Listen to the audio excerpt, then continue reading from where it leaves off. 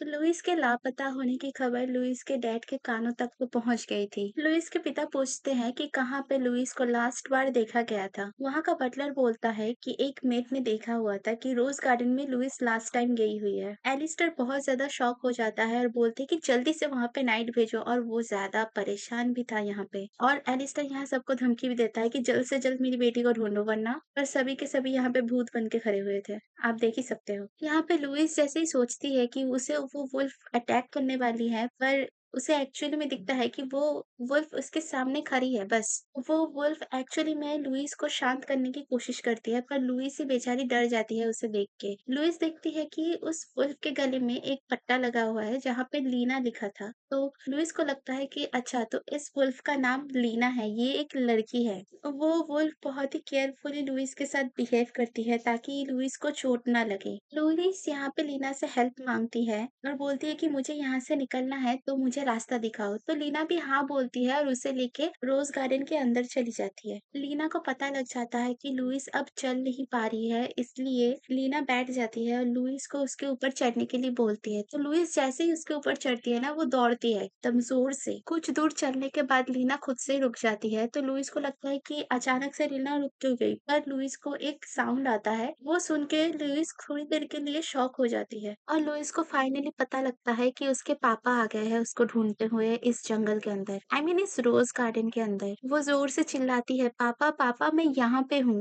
And यहाँ पे दिखाते हैं कि फाइनली एलिस्टर ने लुइस को ढूंढ ही लिया उस रोज गार्डन के अंदर। यहाँ पे एलिस्टर की हालत पूरी तरीके से खराब थी और वो पूरी तरीके से डरा हुआ था क्योंकि उसकी बेटी जो खो गई थी। और लुइस भी बहुत ज्यादा इमोशनल हो गई थी क्योंकि वो बहुत देर से अपने पापा को नहीं देखा था। तो आप देख ही सकते हो यहाँ पे। तो यहाँ पे फिर से बेटी और बाप का मिलन हो जाता है, वो दोनों गले लगते हैं और बहुत जोर से रोते हैं और लीना बस उन दोनों को देखती रहती है। यहाँ पे एक बार बेटी माफी मांगती है तो एक बार पापा माफी मांगते हैं, एक दूसरे से वो लोग माफी मांगते हैं क्योंकि कहीं ना कहीं उन दोनों को लग रहा था कि उनकी वजह से ये दोनों अलग हुए हैं, पर एक्चुअली में ये नहीं है। वो दोनों एक दूसरे से बहुत प्यार करते हैं, तो शायद ऐसा हो जाता है। तो उसके पापा बोलते हैं कि कोई बात नहीं, अभी सब कुछ सही हो गया है, तुम चिंता मत करो, तुम अभी मेरे साथ हो तो तुम डरो भी मत, ओके लुइस। और चलो घर चलते हैं क्योंकि बाकी के सब भी तुम्हारा इंतजार कर रहे हैं। तो यहाँ पे महल में दिखाते हैं कि बाकी के जो मेंबर्स है, सर्वेंट्स है, वो लोग बहुत ज्यादा चिंता कर रहे थे क्योंकि लुइस बेहोश हो चुकी थी उसके बाद, और तब से उसका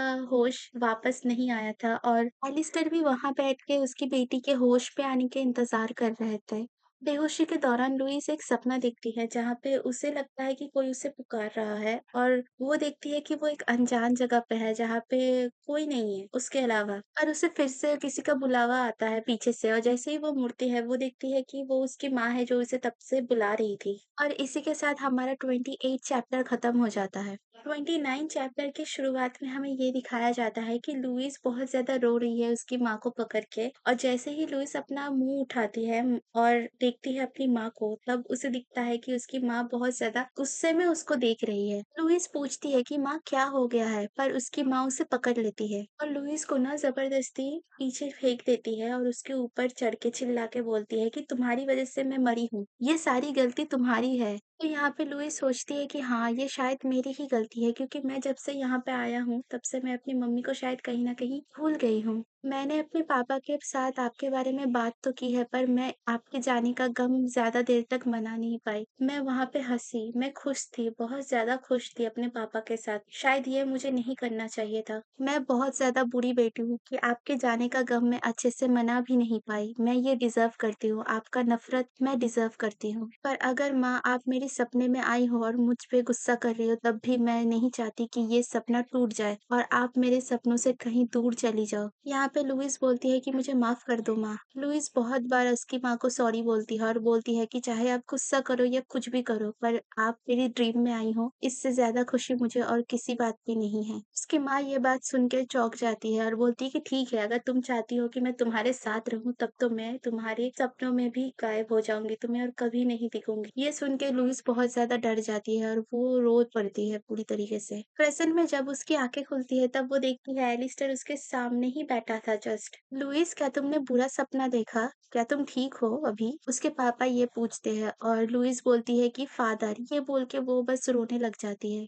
और लुइस जल्दी से बेड से उठती है और एलिस्टर को हग कर लेती है और एलिस्टर ना बहुत ज़्यादा शॉक हो जाता है यहाँ पे। लुइस एलिस्टर को बोलने की कोशिश करती है कि उसने अपने सपनों में क्या देखा, पर वो इतना रो रही थी कि वो ये बात बोल ही नहीं पा रही थी एलिस्टर को। एलिस्टर ना उसे पहले चुप कराते हैं एंड देन लुइस बोलना स्टार्ट करती है कि माँ के गुज़र जाने के बाद मैं बहुत कम दिनों तक उनके लिए रोई हूँ और मैं जब से यहाँ आई हूँ तब से मैं बहुत ज़्यादा खुश हूँ और इसी बात पे मेरी मम्मी बहुत ज़्यादा गुस्सा कर रही थी मेरे ऊपर। और जैसे मैंने बोला कि आप मेरे ड्रीम में आई हो, चाहे आप गुस्सा कर रही हो या फिर कुछ और, पर आप मेरे सामने हो, इससे ज़्यादा खुशी और मुझे कोई बात पे नहीं है। तो वो मेरी ड्रीम से ही चली गई पूरी तरीके से। मैं बहुत बुरी बेटी हूँ, मुझे खुश रहने का कोई हक नहीं है, मुझे इस कैसल में रहने का भी कोई हक नहीं है। इस बात पे एलिस्टर बहुत ज़्यादा परेशान हो जाते हैं लुइस के मुँह से ये सब सुन के। तो यहाँ पे एलिस्टर बोलते हैं कि लुइस ऐसा कभी हो ही नहीं सकता, मैं ले को बहुत अच्छे से जानता हूँ।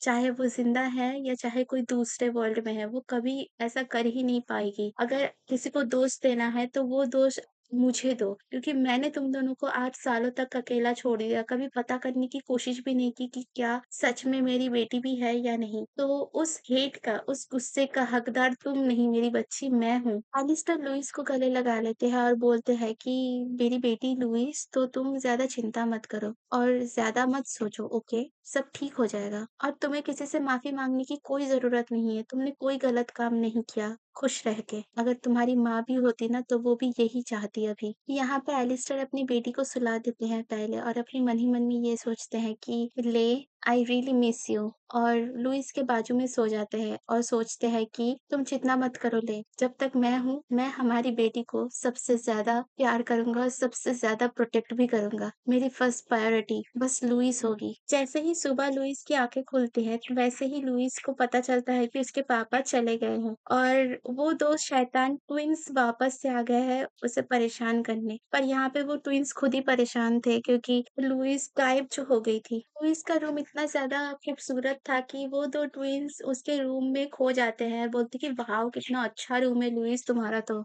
लुइस बोलती है कि कार्ल, करीना, अगर तुम दोनों को मेरा रूम इतना अच्छा लगता है तो तुम आके मेरे रूम में रह सकते हो। पहले तो ये सुन के वो दोनों बहुत ज़्यादा खुश हो जाते हैं, पर थोड़ी देर में ना उन दोनों का मूड ऑफ हो जाता है और जैसे ही लुइस पीछे मुड़ती है ना, उसे देखती है कि उसके पापा एलिस्टर वहीं पे खड़े हैं और गुस्सा कर रहे हैं ट्विन्स के ऊपर कि ये दोनों यहाँ पे क्या कर रहे हैं, पहले ये बताओ। एलिस्टर को ऐसे गुस्से में देख के ना वो ट्विन्स बहुत ज़्यादा डर जाते हैं, पर लुइस थोड़ी शॉक थी। उसके पापा जैसे अचानक से आ गए थे ना। तो इसी के साथ हमारा 29 चैप्टर यहाँ पे खत्म हो जाता है। एपिसोड 30 की शुरुआत में ना करीना डरते हुए बोलती है एलिस्टर को कि हमने हमारा ट्रेनिंग खत्म कर लिया है और जैसे कि लुइस गायब थी पिछले दिन, तो हम लोग बहुत ज़्यादा टेंशन में थे, इसलिए हम लुइस से मिलने आए हैं बस, और कुछ नहीं कर रहे, हम शैतानी नहीं कर रहे यहाँ पे आके। एलिस्टर भी थोड़ा शांत हो जाता है ये सुन के, क्योंकि उसे लग रहा था कि वो ट्विन्स उसकी बेटी को ना परेशान कर रहे हैं। एलिस्टर ये सोचते हैं कि वो लुइस को ऑफर करने वाले थे कि उसके साथ पूरा दिन बिताए